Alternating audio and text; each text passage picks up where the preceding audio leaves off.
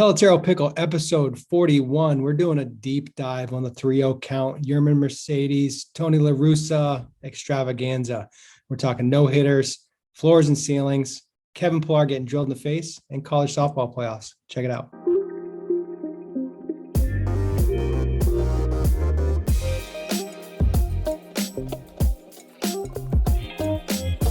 Pelotero Pickle, episode 41. It is Monday, May 24th. Just a quick reminder, we're doing a mailbag segment starting up soon. So send emails to pickle@pelotero.com. I'm sure producer Patrick's going to put that up on the screen. Pickle@pelotero.com. Send in your questions, thoughts, concerns, advice, life lessons, etc. Chris is joining me today. Chris, how are you doing? Critiques would be good too. I'm doing good, Bobby. I'm really proud. I'm just honored that I'm the first person you asked how I was doing today. You didn't ask the mailbag how they were doing. You didn't ask the iced tea next to you how they were doing. It's Topo. We do Topo down in Texas. Well, anytime we have a guest, they're going to get priority. Yeah, actually, so I don't even think you should ask me how I'm doing anymore. I think we should just go. Well, it's part of the banter, the back and forth. It's like we haven't talked 3-4 times already today, but that's all right. We got to put on a show for the people. That's what I got there. All right. Let's do our quick hair check. We got the bun. I could bun right now. I'm sure Joey is going to make comments. Todd's going to make comments. I mean, I could bun. I could bun it. I am bunned. It's long and it's still wet. So that's our hair check for the day. Very important for the people. Gotta let it flow. Now I got hair in my eyes. Let's jump right into topics. We had Speaking of having things in your eyes, allergies are terrible in New England right now. Don't go outside. Is it as bad as cedar season? Because I was pretty jacked up for a couple weeks there. I was outside yesterday. Couldn't keep my eyes open. It was bad because it was windy. And then I went on allergy.com or pollen.com is the website. And it told me that, and it was a page powered by Claritin, which is funny. And So Claritin, there was a marketing meeting at one point. They're like, let's get pollen.com. We'll get everybody. Their advice to me was, make sure after you've been outside that you take a shower.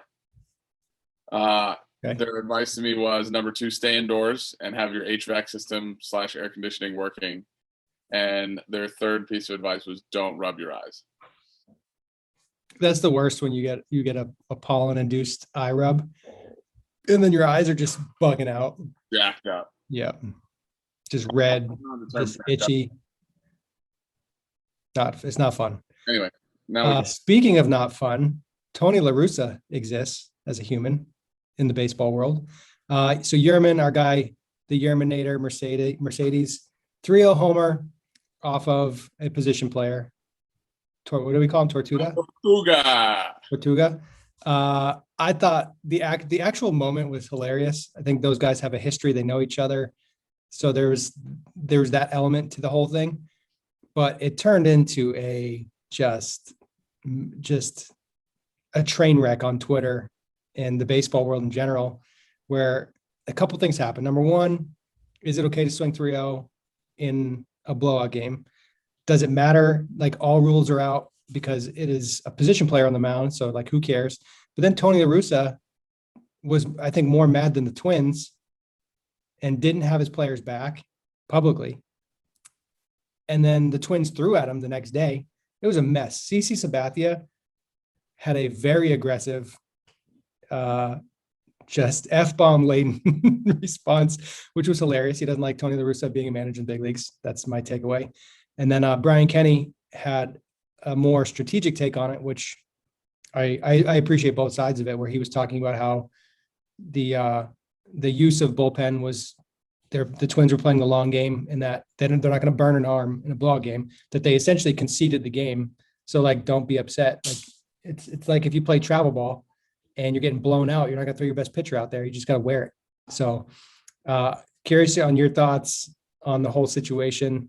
I'm sure you have strong opinions. I'm out on swinging 3-0. I don't like the 3-0 swing. 3-1's fair play, 2-0's fair play. I still don't like the 3-0 swing, regardless of concession or who's on the mound. But I'll let you share your thoughts. Yeah, just don't swing on 3-0 there. I mean, it's just what it is. listen, I said this about the Tatis one.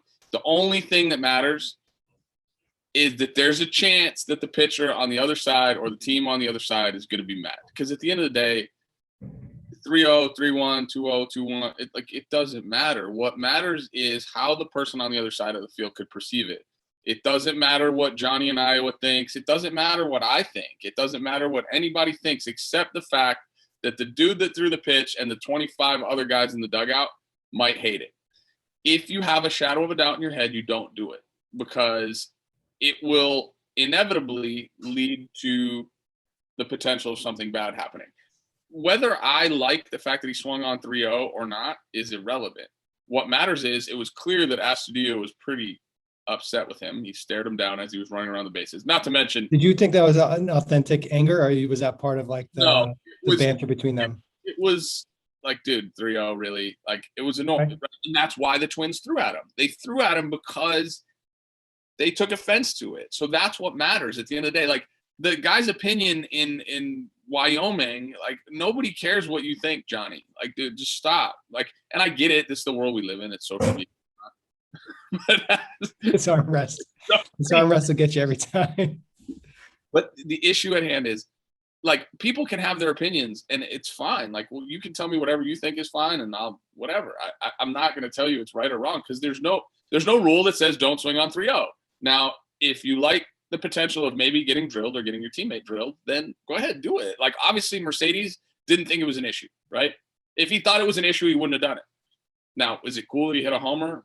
Add it onto his stats, great, like, whatever, and that's fine. There's a lot of people making the business argument of it, where he's a professional. You tell me he's not supposed to do his job, and it has nothing to do with that. It literally has nothing to do with that. It's just like, in those moments, you're playing baseball, you're competing.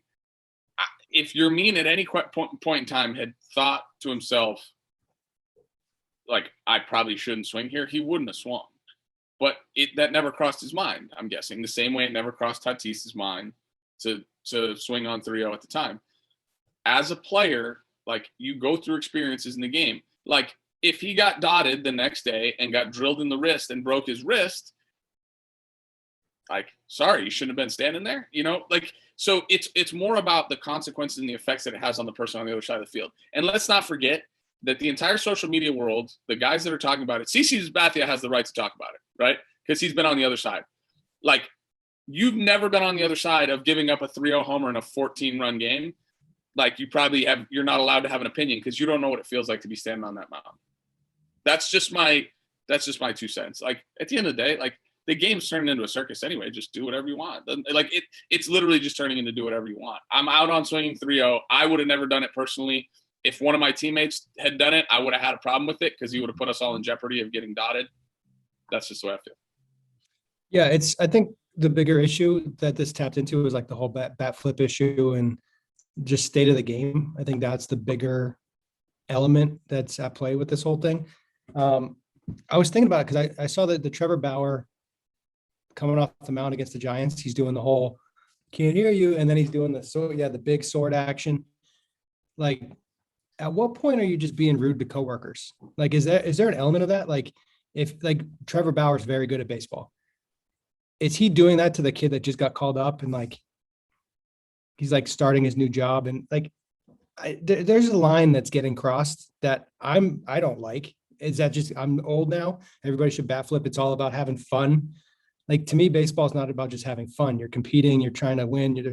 There is etiquette, I feel, that's getting thrown out the window right now. It's just, there's lines getting crossed that does, to me, watching the game doesn't feel right. It's just weird. I went back on YouTube. There's a lot of old baseball games on YouTube. I was watching the 96 World Series Braves versus Yankees, game 6, and just like watching the game just to see what happened. And I forget who was playing second base for the Yankees. He moved the runner over with no runner on second, moved him over to third, and the crowd went crazy. The Yankee Stadium fans erupted because a guy moved the runner over. And now I feel like people would boo, like, oh, you sacrificed your at bat. Like, you're not maximizing your run potential in that situation. And it's just, the game has changed quite a bit. And the situation just like stirred that up. It's like, shake the bottle. It's gonna, like, pressure builds up and then the top blows off. if people used to throw at people all the time, happened once a week in the big leagues, maybe twice a week, even more. You took guys out of second base. You ran guys over at home plate. Like, brawls happened all the time. Like, those things are all gone now, right? So the system of checks and balances that existed from like a politically correctness standpoint, sure, you don't want guys to get hurt at second. You don't want guys to get hurt at home plate. You don't want brawls to happen because, you know, the optics of it are bad, when the reality of it is those things were all entertaining to the fans. But now, you know, the argument's been put into place that, you know, they're dangerous or they're this or they're that, and that's fine. But like, again, you've taken away the system of checks and balances that baseball had for itself. And now it's becoming, everybody's just trying to one up each other now, right? Like, the bat flips are just one ups. Bauer's one upping himself. Yeah. Like the sword. Did you see when he did the sword on Dickerson? So he threw an 0-2 pitch to Longoria that was like paint. I mean, paint, right? And he started doing his McGregor swag, and the umpire called it a ball. And he had to walk back, and it was like, rah, rah, rah. And then the next inning, he fielded a little comebacker and, you know, threw it to Brazil and gave up a run. And Johnny Miller and whoever was doing the game for the Giants was like, oh, he tried to showtime it. He didn't really try to showtime the play, but you've now earned that, like, everybody's rooting for you to throw it into the third row. Now, I'll give Trevor a ton of credit because he puts a huge target on his back and then he comes with it. He's a very good pitcher. Very good pitcher. Line drive to right field and get thrown out at first base, though, probably going to wear it for that too. So, like, again, everything is just getting, like, it's one up, and the game can't check itself. So now, literally, what for 100 years was deemed as a disrespectful act towards your opponent, like, nobody thinks it's disrespectful anymore. Like, okay. What do you think the age cutoff is? Like, anybody over the age of 27, 28 right now? I feel like the younger generation just they don't care at all. Anybody that's in college right now, I don't think they have any, like, feel for what we're talking about right now. Yeah, complete disregard for, like, what it would feel like to be on the other side of it. And that's fine. If you're going to tell me that the thing about, like, you're showing up your coworker type situation, like, if Bauer wasn't shoving, he wouldn't be doing this. So in some ways he's on the right to do it. But on the other side, like, is there, like, a humble nature to being successful, to being good? Like, at what point is success fragile? And you got to be careful. And, like, I think Bauer's just full, like, playing the heel right now. He's leaning into it. It's a marketing tactic as much as anything else, and grow the game and make baseball fun again. And it's a strategy. It's tactical. I don't get entertained by bat flips. You know what's scary is I watch some of them, and it's just like, I don't know. I just don't care when guys hit a homer in the fifth inning of game 60. Like, plenty of guys have hit a homer in game 60 in the fifth inning when it was 6-1. So it doesn't matter. Like, they're trying to add value to the homer at this point. They're trying to add cachet to it so people watch it. People want to tell me it's more entertaining, and I just don't. There's not a lot of entertainment in that to me. I'm a strategic person. I played the game my whole life, so watching a bat flip doesn't really do it for me. Like, now, in a big moment, the bat flip's awesome. The passion that you show is awesome. Mercedes was about to showtime the homer against Astudillo, and then he realized, like, I probably shouldn't do this. Like, did you see it? Because he was, like, trying to go slow, and then he's like, well, realize like, I probably shouldn't do that right now. So we've already flirted with that line. We've gone past it. I think you're losing a lot of older people in the game, and young people can keep telling me, "Oh, you guys are older, whatever." Like, okay, great. Like, do whatever you want. It doesn't matter to me anymore. Like, I don't want to have an opinion. I don't care to have an opinion. Unfortunately, we have a show where I have to give my opinion. I've made it very clear that it's disrespectful to people, and that there are a lot of people that feel the same way as I do. If you're going to disrespect a huge section of people that are part of the game, then it's disrespectful. Like, that's it, right? Like, to your point, like, we're getting to a place where people want to give me their reasoning for why it's not disrespectful, and I'm like, it doesn't matter what you say. There are a bunch of people that think it is, so you probably should pump the brakes. Now, back to Russa, you shouldn't call out your own guy. Now, that's what I wanted to ask you that next. As a former player in the clubhouse, in the public eye, thoughts on La Russa taking the position he took? he took it too far, right? In the sense that he was making a point, and the first thing he said, like, hey, he knew he shouldn't have done it, and he learned from it. Like, I actually appreciated when there was a situation where Butch Hobson made a comment about me to a newspaper about trying to take an extra base. So I tried to take second base on a ball that got bobbled or whatever, and Butch said he's going to learn from it. He'll never do it again. And him and I never had to have a conversation about it because he knew that I messed it up. So if you say that, like, it was kind of the same thing as Tatis when it happened with him. Did the press conference, hey, he knew he shouldn't have done it. He learned from it. Like, but now, like, if you go to the next step and the next step and the next step, the problem is people are going to ask Russa about it. And Russa, he has no reason not to continue on and talk about it. So, I mean, I would have just chosen my words a little bit more carefully. Now, at the same time, like, I have a ton of respect for Tony La Russa and what he's accomplished in the game. Like him, hate him, whatever it is. I don't really know him. I never met him. Like, he's obviously done a lot for baseball. Did a lot for baseball in the 80s and 90s. And now people are saying, oh, well, he had the A's teams and the Cardinals teams. Like, okay, well, Bill Belichick had Tom Brady. So let's just say, like, at what point, like, there's a figurehead in the game, a person that's established themselves for a long time. Like, you can have a reason for all those guys and why they had success, right? He's obviously earned the right to be a manager in the big leagues again because he had success. People can say the game's changed, he's too old, whatever. The White Sox are, basically 30-20, 27-19, or after the series, they're going to win the division going away. They're a favorite to win the Central. So people that are trying to say that Tony La Russa is ripping that team apart, they don't know what's going on in the clubhouse. They have no idea.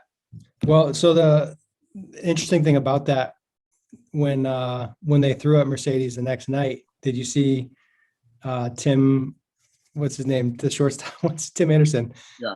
He had, if you're a lip reader, you could see some stuff there. And then he's going on Twitter and he's going on Instagram, like, showing support for Mercedes, and Mercedes, they were going back and forth. I feel like that's a talented team. Like you said, they're going to win. The La Russa hiring, I thought, was very interesting at the time based on the roster makeup, but it might work because of that. Like, he's an old dude, but he's got a different edge to him that he might bring out the best of the players against him. Like the dynamic there, they're going to win in spite of him, and sure, that'll light a fire with them. Like, as long as the players don't, if the players quit on him, he's got to be out. If they just straight up quit on him and say, we're not going to play for you. Right. That's the risk that if you cross that line, I don't think you can come back from it. Well, but by the way, people are really good.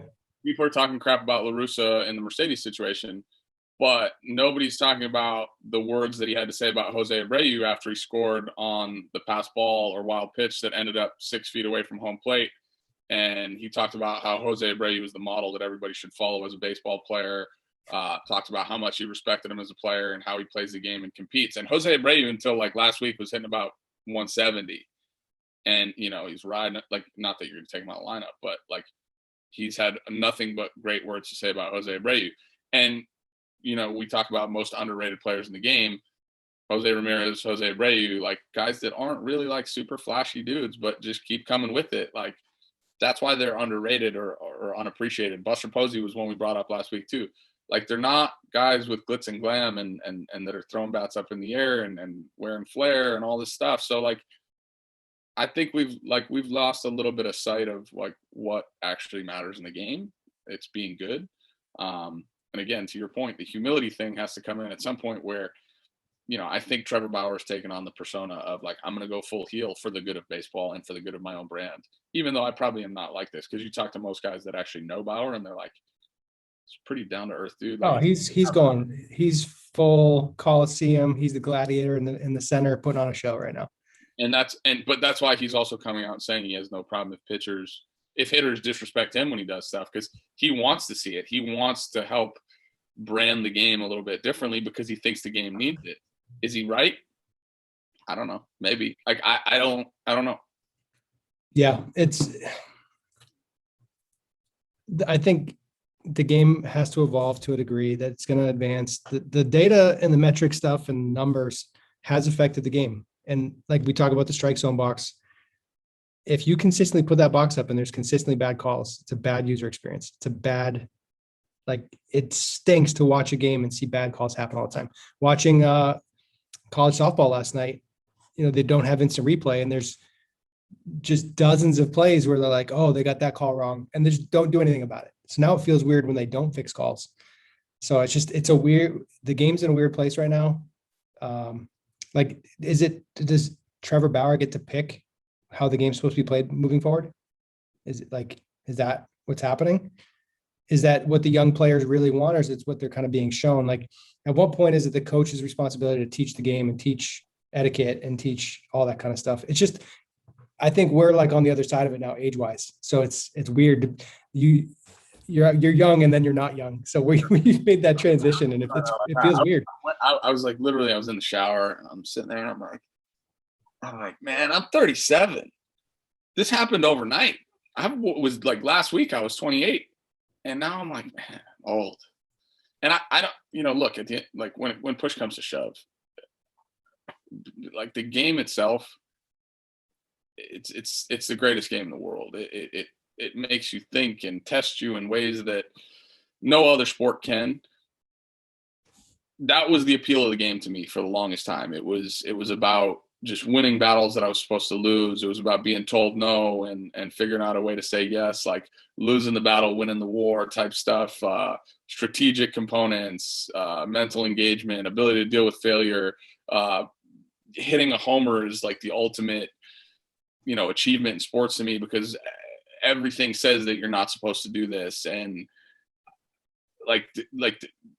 those were the things that made the joys of baseball the true joys, right? Like, because you had to experience all that bad stuff to be able to get to the good stuff. I don't know, man. Like, those were the things that made me appreciate the game. And maybe I just need to, I don't know if baseball needs to change or I need to pick a new sport. Like, because, the problem is if you call it baseball, my interpretation of it is going to be what it was forever. And now it's just it's changing too much, and it's like with anything else, somebody that has a preconceived notion that grows up experience something a certain way, they're going to go, wait a minute, this isn't the same thing. Like, people keep talking about the game evolving, and I'm like, that's fine. The game should evolve, and it should, move to, new trends and things moving in the right direction.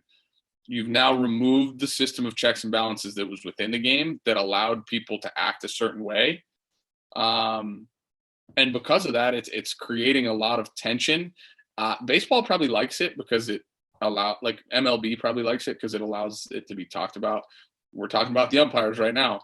The only person that hates it is the umpires, because the umpires are the ones getting, catching the raw end of the stick. Now, you could say, oh, well, they get to keep their jobs. But like, if you were a dude that was doing it, like if you were Angel Hernandez, bad example, but Chris Cuccione or whoever, and you're doing a game and all you ever hear is, hey, you're so terrible because you missed 12 calls tonight. Well, how about the other 196 that I got right, dude? Like, are we just going to throw those out the window? All these things that we're talking about are tough to do. Like, being successful at baseball is tough to do. Being a good umpire is tough to do. I agree with you wholeheartedly. If you present the paradigm to the public, it's just going to create, dissension. I can't tell you, since we did the episode with Mike, how many calls I've seen go in hitters' favor that were in the box.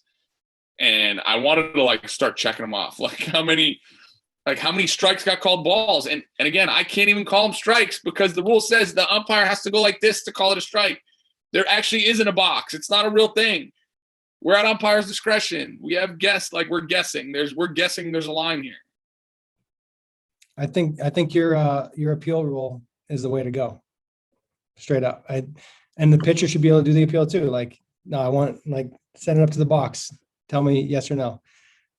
It's either got to be take the strike zone box away or implement the automated strike zone. It's terrible. Switching gears a little bit on the Yermin thing. More impressive to hit a homer off 98 or 47 miles per hour for a major league hitter? How hard is it to hit 47 as a big leaguer after seeing 95 plus all the time? It depends on how you're feeling. If you're feeling nice in the box, if you're raking, your means banging, right? Hitting 360, whatever, cooled off a little bit. But if you're banging and you're not worried cooled about off the 360, he went down, but then he sustained 360. But if I'm gonna look it up. What was that? If you're raking If you're feeling nice, like LeMahieu hit a homer on an eephus last year, and he was hitting like 340 when he hit it. Like if you're feeling good, 48 is like cake, no problem. If you're hitting 230 and you go up against the pitcher, like the only against a position player, the only thing you're thinking about is, man, I'm gonna look like a real, whatever if I make it out here. So there's a huge psychological part. Hitting 47 will always be easier than hitting 98. It's just circumstantial. You got to pick which guy's coming up to bat, the dude that's feeling good or the dude that's not. The dude that's not is only thinking about what's it going to look like if I roll over to shortstop or punch out right here. Yeah, 47 from a 60-foot mound that's slow. But if you get on time with it, it's not hard. It's just there's a video of Miguel Cabrera hitting a pitch out a while ago, and he was just like chilling there, like I'm just gonna take the pitch. And the guy threw it, and it was too close to the plate, so he like did his whole swing while the ball was on, and it was just really cool to see the rhythm that he created on it. And I always think about that swing, that the timing of it. It's like the ball needs to kind of get to its apex before you figure out what you're doing. Yeah. If you start too soon, if it's like if you start swinging before the ball's released, if you start moving forward, there's nothing to time. You need the ball to start coming down, so then you're like, okay, now I can swing. It's just timing at that point. Got to sync it up. Not hard to hit 47. No hitters. We got no hitters. Like Oprah's giving away no hitters right now. Like everybody's getting no hitters. I had I did a little presentation on Twitter. Loved it. With the whiteboard. Oh, thank you. I had people yell at me because it was too short and too narrow, and I had people that said they liked it. It was pretty well received. And it was just like it was intended to be a quick look at stuff. Your position was more like, do you feel that the hitter's floor has gone down? I agree with everything you said wholeheartedly in your floor and ceiling presentation. Whether the floor is lowering for the hitter or it's staying static is irrelevant. Like we're with semantics. If we're talking about, the pitcher's floor has gone up and like whether the pitcher's floor has gone up and the hitter's has gone down, or the hitter's has gone down, the pitcher's has stayed the same, or like what, it doesn't matter. What's happening is there's a divide, right? There's separation, there's a gap. The way you combat pitching is by adjusting. Like that'll always be the case in baseball. Like you have to adjust to what pitchers are doing. If you don't, you are out, period. The reason they're making more outs is because nobody is adjusting. If you go back and watch, for all the no-hitters, I've watched all the outs of the game. And there were multiple situations that I looked in the field and there was a wide open side of the field and nobody hit through the shift. Like nobody even tried. Like, 3 guys on the pull side, it's 4-0 in the 5th inning. We got to get something going. Fly ball to the pull side, fly ball to the middle of the field. Like in those moments, hitters are making a choice. They're making a conscious choice in a 4-0 game with nobody on and 1 out, or nobody out, to try to hit a bomb or to try to hit a double or to try to do damage, instead of like, let me play pepper with the third baseman or where the third baseman would be if I was a left-handed hitter. So is the floor ceiling argument, like people are choosing not to get as many hits as they could because they're thinking about doing damage. And therefore, hitters are not opting into starting rallies, doing the things that they need to do to combat guys that are dealing. Because when a guy's dealing, you're out more often than not. Like you have to shift the way you go about it in those situations. If you don't, this will keep happening. You know what I'm saying? Like when guys are throwing it where they want to, and when guys, are like everybody that's throwing a no-hitter seems like they're like an off-balance guy. Just Rodon and Turnbull, the only ones that really throw hard.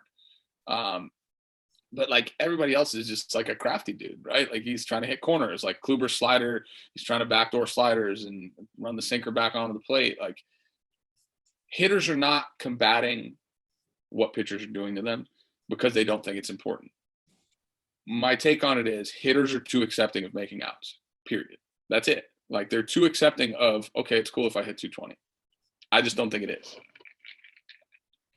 Yeah, I'm trying to find a stance doctor down in St. Pete had posted something on Twitter about how, like, for all the no hitters, there were like 12 or something. I forget the number, but there was a significant number of batted balls that statistically were hits like 90% of the time that were taken away from the shift by the shift. So it's like, I agree with what you're saying. It's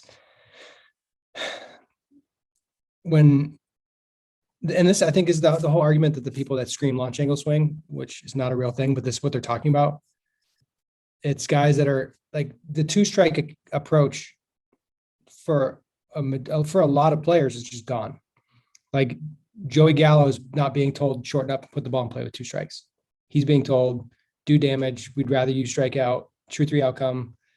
Just, we want you to try to score a run with 1 swing instead of slapping a ball left side. The crazy thing to me is that the swing that slaps the ball left side, where he's got to let it get deep and he's got to like feel it, is the thing that's going to get him hot. Like that, when they used to do that to Jackie Bradley, as soon as Jackie Bradley Jr. hit a line drive at the shortstop and nobody was standing there, the next week he'd be locked in. Yeah. So like when we talked to Dante Bichette about take your hit the other way, like take your hit, you're going to feel better when you go to the field the next day. The priority of what metrics matter and like the emphasis on base percentage and OPS, where it's like, yeah, we want you to do damage. There's no damage on the ground. There's like, it's like, yeah, but you got to do the things like sometimes you need to sacrifice a couple of bats, like sacrifice a day to earn a week of being good. And it's just like, that doesn't happen now. It's like, just play to your strength. Like the whole Mike Trout, when Joey was like, oh, he didn't swing at the pitch up in the zone. It's not his strength. It's like, yeah, but the strike 3 ends the game and you got to fight it off. It's just like you said, there's just a lack of adjustment and just like there's free hits out there. The everything that you're talking about right now goes directly in line with how I learned how to hit. The swing that gets you to the place to be, this is why the swing that gets you to the place where you feel good is the one that hits the ground ball to second base. That's the swing that gets you locked in to hit the pull side homer. So it's not mutually exclusive. Like the people that are saying, oh, the launch angle swing, like that, like I need to hit a line drive to second base to get myself to hit a pull side homer.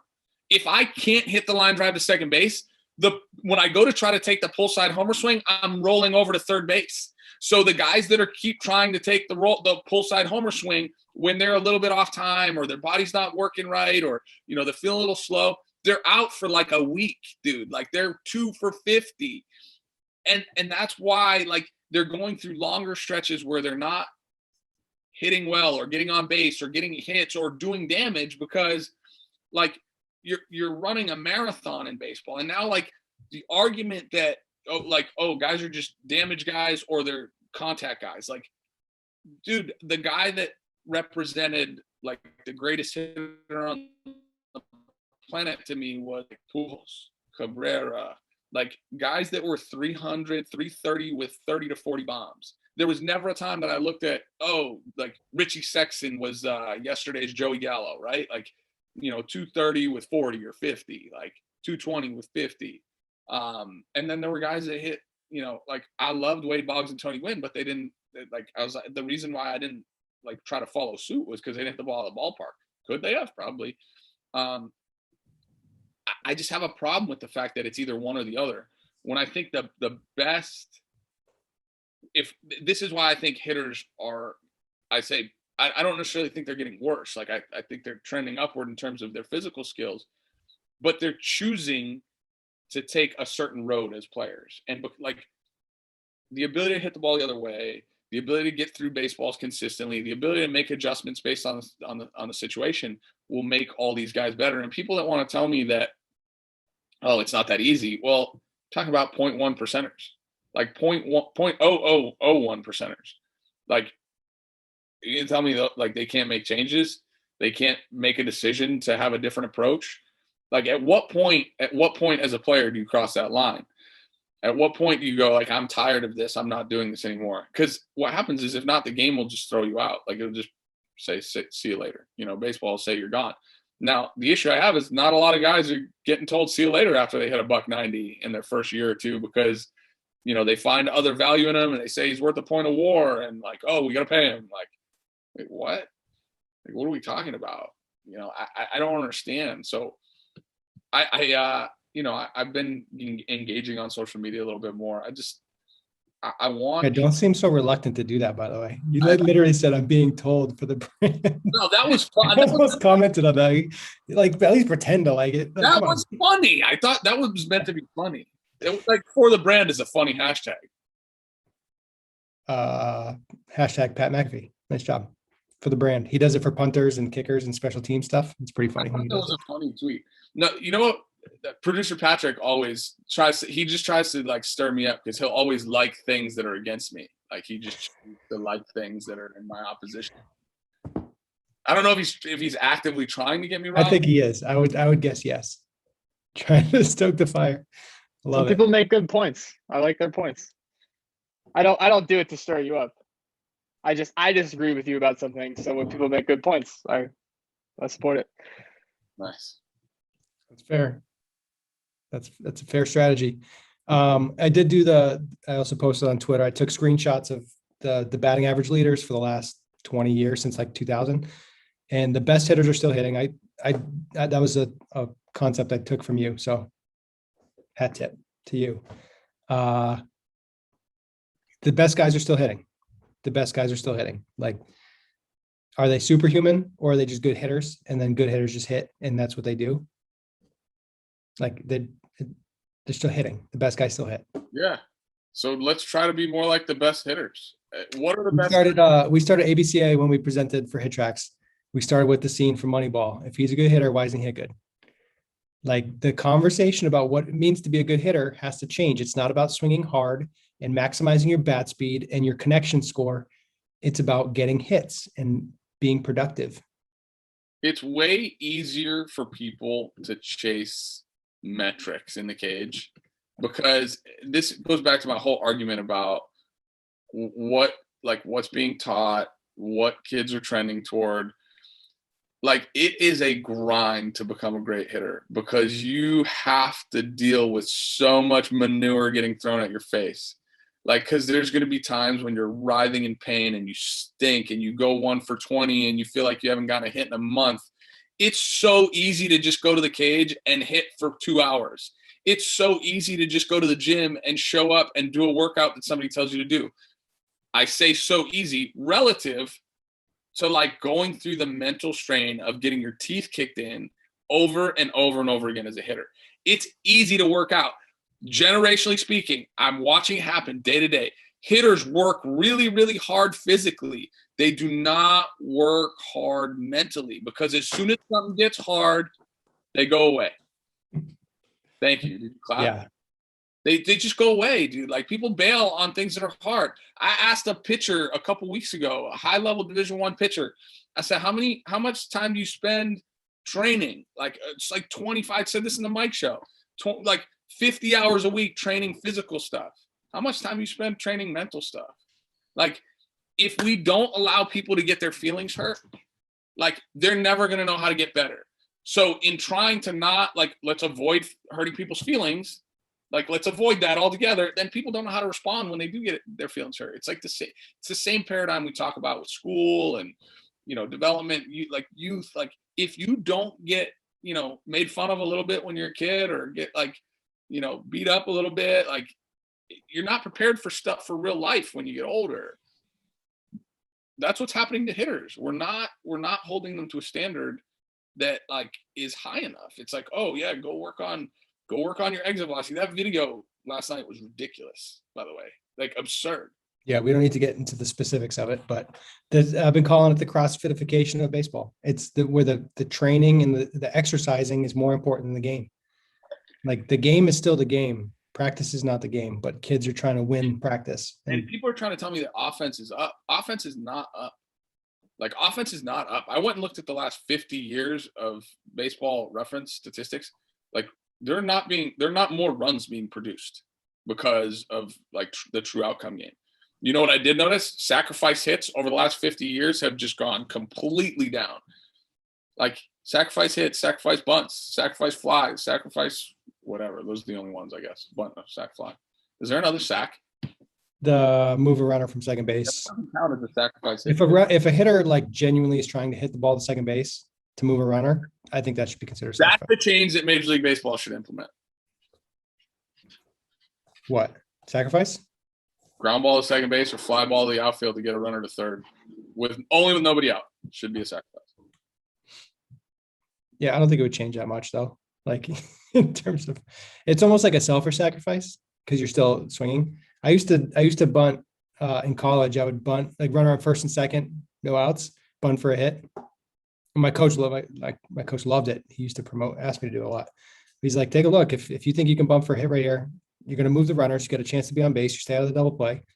It's a great play. You get a knock, and worst case scenario, you get a sack. You're like, oh, sick. I'm 0 for 0 instead of selfish sack. I like it. I'm for it. Sacks are fine. Greed is fine. You should want to be greedy. You should want to knock in every run. You should want to get a hit every time. You should want to hit a homer every time. Like greed is fine, but like let's not get greedy to the point where it's like, oh, again, we're getting no hit. It's 8-0 in the 7th, and we're trying to start a rally, and like I got the whole left side open, left-handed hitter. I'm just gonna try to hit a bomb. Okay, if you accidentally hit a bomb, cool, good, nice. Like what's the point? Are we trying to win the game? And maybe 8-0's out of reach. Maybe when it's 8-0, you do try to hit a bomb. Maybe when it's 4-0 though, like there's a game going on, you're trying to still get back in it. That might be the time not to. Yeah. All right, let's move on. NCAA softball playoff action. You watch any softball? Dude, I'm a Bama fan, man. I'm all in. We're friendly with Coach Murphy at Alabama. So I called it May Madness. Apparently they call it mayhem. I don't know. I'm not like inner circle of college softball, but tell you what, I love this time of year. We got NBA playoffs, hockey playoffs, but I'll watch NCAA softball over those by a mile. The energy that's going on, it's like watching the college basketball where there's like every game matters. Every game matters. And there's softballs, it's the same game, but it's different compared to baseball. It's still hitting. The offense is way different. Carlton Salters, he's the hitting coach at UTSA. He came up to watch UT versus Oregon last night, and then they got rain delayed. So he came up and we hung out for a bit.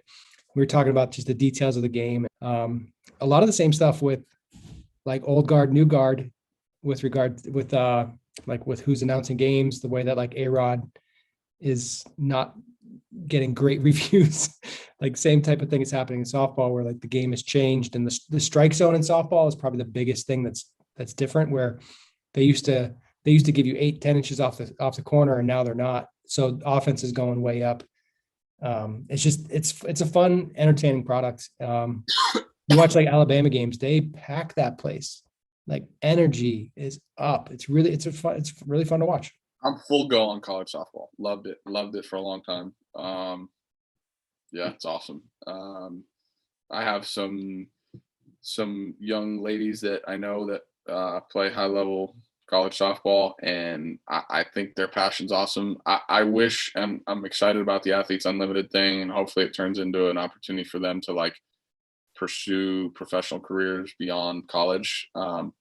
It's weird, probably until I was in my 30s, I didn't really think about the paradigm of what it would be like to be a girl who's very passionate about a sport, and really to know that, you know, short of playing on an international team, you really didn't have, or to go to a foreign country to play in a league that really couldn't fund anything or your life.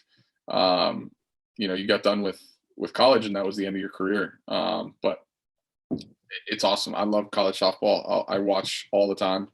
I think hitting is incredibly difficult in that sport. Reaction times are low. I certainly think hitters are creating more mechanical advantages for themselves, and it's fun to watch. But it's a really cool game. It's a really cool game. Yeah, Oklahoma Sooners, flat out, their team batting average is 420. Their team batting average. I think their team OPS is 1300. Like they just absolutely smash softballs. And Sis Bates is like Ozzie Smith at shortstop. She's got the quickest hands, quickest transfer, just impressive. Like we were talking about when Carlton was here, the whole like defense and how that's changed. And it used to be like your big boppers would be on the corner infield, but now like it's like the dynamic of like the skill level of those players and the athleticism of the players has gotten so much better. And just, you see some impressive stuff. There's more double plays getting turned. There's more like diving plays, or just, it just seems like the defensive side, it goes way up. And it's like, I mean, everybody's getting better. Like there's more time in the weight room. One thing we were talking about was how like high school softball players are reluctant to get in the weight room. And I was, same thing applies for baseball players. You do not want to show up to college and that be the first time you've been in a weight room. Like you do, like if you're thinking about college baseball or college softball, you better get in the weight room before you get to school, because you're going to get destroyed. Your body's not going to know what hit it, and you're going to be so unprepared for that lifestyle. So if you're thinking about getting there, and we were talking about bat speed and how a lot of recruits, they want to like, they get the metrics, right? So they want to do like how do I improve my bat speed? Did they think mechanics are going to fix it? It's like, no, you got to go lift. You got to chuck medicine balls around. You got to get stronger, not just swing more, because that's not going to cut. But yeah, yes, gotta check those boxes. And now you're frozen. I'm frozen. You're unfrozen. Nice. Our guy Kevin Pillar. We're getting a post show now. Impressively black and blue, and just his face got blown up. Straight. Dude, he's one of my favorite big leaguers from people that I know. I just enjoy him as a human before as a baseball player, but he's tough, dude. You talk about him in the pork chop test. Did you see the meme where he was on the ground for like 36 seconds? Yeah. Getting hit by a major league fastball, and LeBron pretended to get hit in the eye and was on the ground for 80 seconds. Yeah. I finally, I got a hold of Kevin yesterday. We were texting back and forth, and he's unbelievable, man. I checked in on him, and obviously like there's time like that. Those are just weird moments, because he knew I went through it, whatever. And we were talking about wearing the mask and all that stuff. Like he had to have surgery. His was way worse than mine. I was telling him how lucky I was that I caught the deflection off my shoulder and then in the helmet. And I was asking, I meant to ask him actually if it went helmet to face, but it didn't really matter because it was caught him pretty good. He said, everything went well, and now he's just got to heal up from the surgeries and he's ready to go. But we were talking more about like wearing, the face piece, or I wore that like Zorro mask. He's a warrior, man. Like I give him a ton of credit, because I mean, I'm the least surprised I've ever been about a guy wanting to, compete right away. I was fortunately able to play right away the next day, and I know him. We have similar personalities. He's definitely tougher than I am in terms of that stuff, and not surprised that he wanted to play. And I wouldn't have put it past him. Like he's like, if I could see, I would have played. I told him he would have had to wear. That's kind of important. Yeah, like I told him he would have had to wear my mask, and that's the truth. Because like you don't want to go get hit in the face again the next day. No. But here was my theory when it happened to me. I was like, listen, I've been playing baseball for 35 years. And I've never got hit in the face till yesterday. So the chances are in my favor that it's not going to happen back-to-back days. Murphy's Law. If it can't happen, it will happen. I know. But he's a gladiator, man. Like he's always been a gladiator. Guy runs through walls. I actually I watched a bunch of his like highlight plays last night. Because it came up on my YouTube or whatever it was. And I remember that catch he made in Tampa. It might have been the most ridiculous catch he made. He's made 2 at the wall in Toronto, which the wall in Toronto is obscenely high. And then he made the catch in Toronto we were trying to get Burley's 200th inning, like full extension Superman dive, like just threw his body around with like such reckless abandon. And for a guy that does that, like takes so much pride in being on the field, like played with broken knuckles in 15. Nobody knew about it. Broken knuckles, 2 broken knuckles, just was like playing. And I'm like, dude, you know how much pain you're in to squeeze a bat with broken knuckles? It's crazy. Yeah. But sounds like he's doing well. Did he had surgery already? Yes. And, yeah. So speedy recovery to him and his family and everything. I know they were going through stuff like that's never fun. Last topic we have here, HitTrax beta. It's out. There's a little thing in Sports Techie today. Pretty excited about it and anxious to get people using it and get it to that widely released version. Building software is hard. No two ways around that one. It's challenging, but we're very excited about the feedback we've been getting, a lot of interest. So yeah. Building software is hard when you got me on your squad. That's for sure. I don't know anything about software. I don't know anything about it, but I think we've built something really cool. I mean, I more than anything, I'm excited to, from the beginning, you said to me, you're never done, right? And I always try to look at finish lines to have like a sense of accomplishment. But the more we're getting into this, I think the more excited I am to just continue to grow the platform and ultimately just create an experience that allows, and I said this on Twitter, that allows players and coaches the opportunity to be able to leverage themselves and make themselves the best players and best coaches that they can be. Like, that's the only thing I'm interested in my life now. We talked about this just before we started recording. We were talking about how a lot of the tech that's out there right now is trying to kind of reinvent the wheel. It's trying to do new stuff. It's trying to like find new ways of defining success. And I think a lot of what we're doing is helping people identify what they're already doing better and to build on that. Like, we're not like, the new stuff is good. There's value. We always have to be learning and getting better. But I think the solutions that we're creating are helping people leverage their existing knowledge and do it faster and do it in a more engaging way versus like, oh, here's a chart. Look at this chart. It's like, I don't care about a chart. I don't need a report. I need answers. I need solutions. And that's the part I'm most excited about. And trying to communicate that is challenging, but it's like, we have to do a better job delivering value to the coach, to the player, to the parent. And I'm very excited about that. The lens that we're using to attack this, I think, is different than most. Well, I think that's the important part, right? Ultimately, what it comes down to is the player, right? And how do I know that we have valuable information.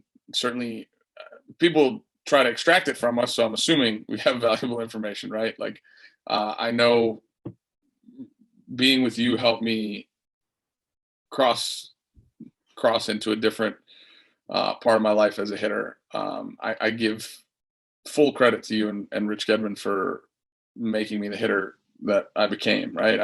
I ran the race, so to say. I ran the race and I got to the big league. Now, at the same time, I think I learned a lot along the way about how to go about it. And I listened and I paid attention to what everybody said. And I really tried to extrapolate, what the things that are important are. And I think when you hit home on what's important, when you really like key in on it and then allow hitters to understand, like, look, it's not about my understanding of this. It's not about how much information I have. It's about you ultimately becoming a master of your own knowledge, right? A master of self, understanding what you're trying to accomplish, and really just providing the opportunity for players to explore. Like, it's about self-discovery, man. Like, everything's about self-discovery. Like, I was like, I don't consider myself a coach by any stretch of the imagination. I don't consider myself a good coach. I don't consider myself anything. I call myself, like, I used the word consigliere on Twitter the other day. Saw that. Yeah, like, I want you to consult with me about my experiences to potentially give you a roadmap of something to try. But at the end of the day, like, I will never take it personal if somebody learns from somebody else. If anything, I'll be happy for them, because you have to go down all these paths to become your best self at anything. And I don't think that's different with hitting. So yeah, my excitement is we're providing a tool that hopefully allows players to really get to those places. And I think I want really the industry at large to stop working against each other, and let's stop fighting about what's right, and like just ultimately try to make hitters better. That's it. Yeah. Yep. And it's fun to have a tool to be able to do that. That's one thing I was trying to explain to somebody the other day about how, like, there's the every person has like a bottleneck with how much time you have to give to other people. So to be able to build a tool that can help so many other people is really fun. And from like a business standpoint, going from like the private lesson facility ownership world to this is fun to be on that kind of different angle of it. So very good. All right, now that's a wrap for episode 41, Pelotero Pickle.